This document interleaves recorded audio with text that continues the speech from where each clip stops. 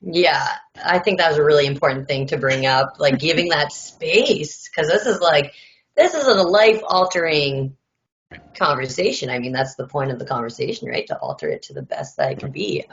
So space, yeah, that's definitely a good Yeah, inclusion and into and the you know what? There we do have to maintain boundaries. yes. And maybe a time limit is a boundary for some people, right? Especially if it's maybe not the first conversation. Hmm. Because you still, as the family member, the loved one, the friend, you still have to protect your time, your values, your safety. You establish your own boundaries, like saying no to something that you can't do or not willing to do. That's okay too. A Yeah, lot of people feel like they have to be all about the person who's in trouble, and no, you have to worry about you, because you can't really help people if you get yourself into over your head, right? So yeah, um, and that might include getting some help for yourself too, like whether it be support groups or a therapist.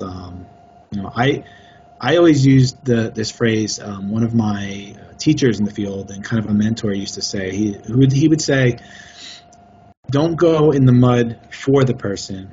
Roll up your sleeves and go in the mud with the person."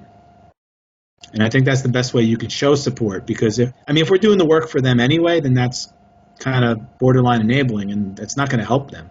yeah. But, unless it's like a crisis or an emergency and they need help that bad, you know, you have to let people make their own decisions. You have to let people make their own choices, right? Yeah. Another kind of phrase thrown around is that's real, like, kind of famous. I don't know about you're in Canada. I know in America they use this phrase, like, you can lead a horse to water, but you can't make them drink. Well, Yeah, like, yeah, very there's familiar with another that part one. of that no one ever says, and it's very true when it comes to like recovery and support and help. It's you can lead a horse to water, but you can't make them drink, but you can make them thirsty. Ah, Right. So, and okay. that's kind of the key in Cool. the conversation, and that's hard to do. People go to school for multiple years to learn how to do that professionally. Yeah. So, Yeah, that's um, cool. I didn't know the little other bit of it too. But yeah. yeah, the whole the boundary thing. I'm glad that you mentioned that. That is super super important.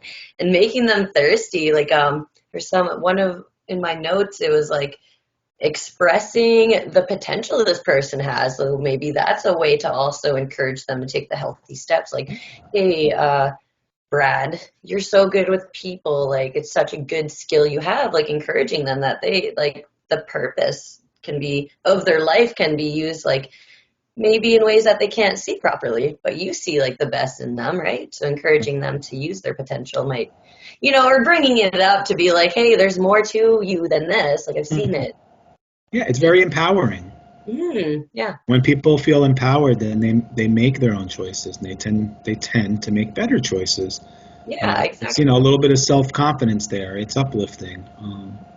Yeah, I think that's important too. Like to the what you said about making the horse thirsty. I'm like, oh, that's so cool that you mentioned that because yeah, Right. We can't make somebody want help. We can't make somebody want treatment, want recovery. But we can help them realize why it might be a viable or healthy option for them. yeah, exactly.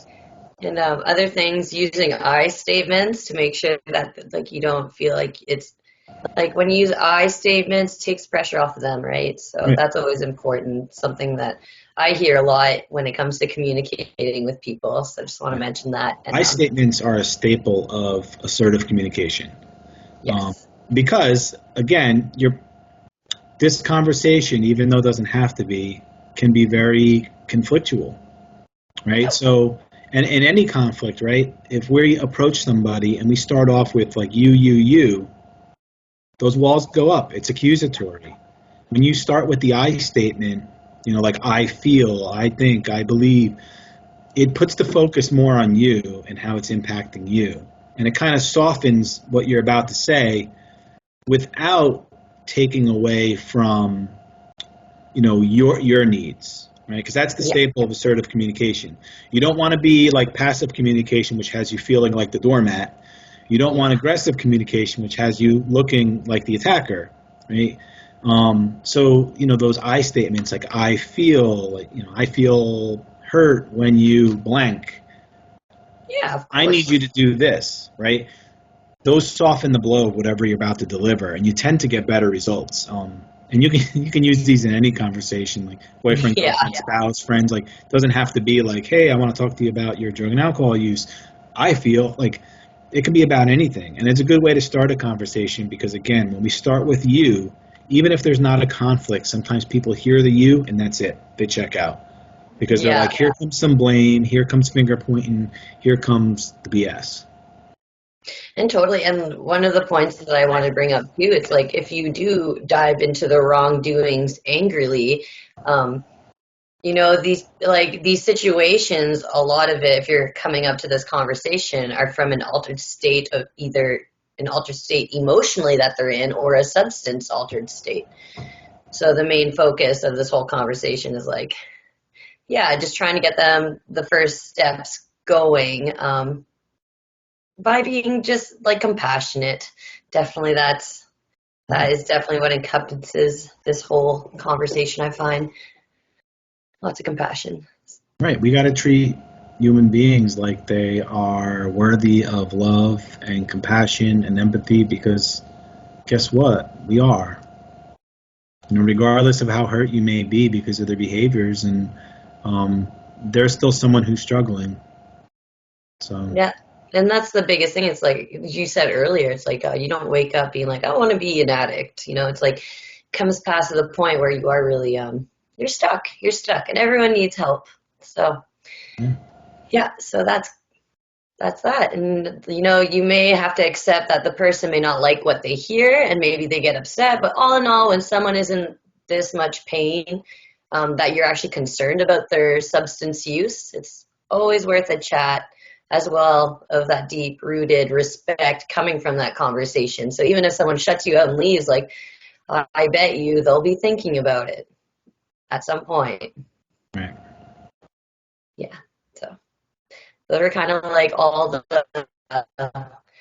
suggestions touch base on like everything I wanted to. I think between the two of us, like you could really make a healthy conversation with hopefully the best outcome of it. But Right. just not lying to people about this subject that's hard. Like and doing the hard thing is the right thing to do sometimes. So Yeah. giving the courage to people to do that too. Yeah. All this stuff is never easy. Yeah.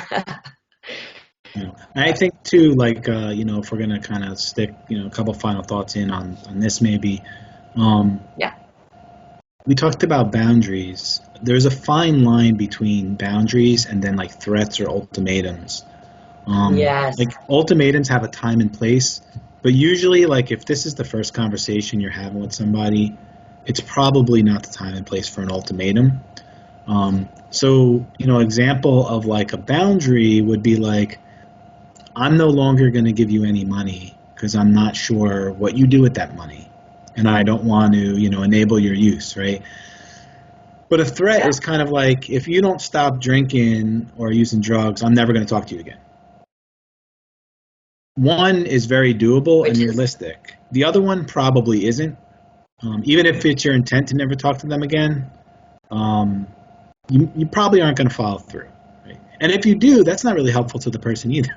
Because now, no. in a time, while it might send a message, and you would think that it would set a fire under their ass to maybe get help, at a time where they probably need the most support, they're now going to feel abandoned. Exactly. Yeah, So that's unless what I'm somebody's causing you direct safety danger, you don't want to do something like that. But setting a boundary is okay. Right? So, well, if you're going to keep using and you're going to come home, I have the kids here and I can't have them in an environment. So you can't come here after you've used. You need to go somewhere else. Like But that sounds very fair, it's a fair boundary. Yeah. It is. It is because you need to once again protect yourself. Right. And it's not going to be any use if you betray your boundaries and then you're both kind of in a hole in the long run. So the boundaries are really important. I'm glad that you brought that up and making that direct comparison between the two because yeah, that's also an important point that I almost forgot to mention. Especially the first conversation. You're not going to be like, yeah, exactly that. So thank you for those final thoughts.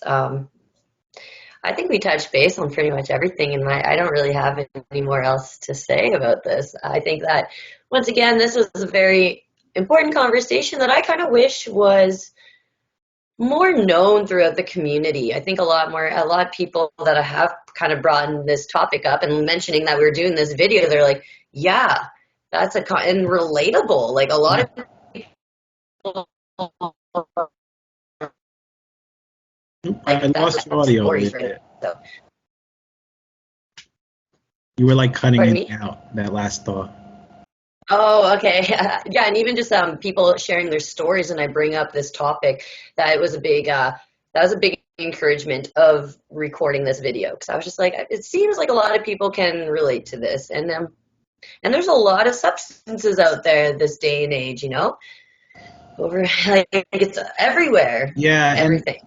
I here in the States, you have a lot of changing thoughts about some substances, like especially marijuana. So while federally it still is illegal, many states have made it legal for either medical or recreational use or both. Hmm. So there's those conversations I find sometimes become even harder because when a substance is illegal, a lot of times people by default can, lean on the fact that it's illegal and all of the consequences that could come with it. But once it's legal, it's almost like it's an accepted thing. It's an accepted behavior, and Hmm. we know in the field that it doesn't matter. The legal status doesn't really matter. I mean, it matters for certain things, but it doesn't really Yeah, matter I so get much in that. that conversation. And if it's causing somebody problems, it's causing them problems. I don't care if it's alcohol, tobacco, marijuana, or Social heroin. media, like, If it's causing you problems, it's causing you or, problems, and we need to address it.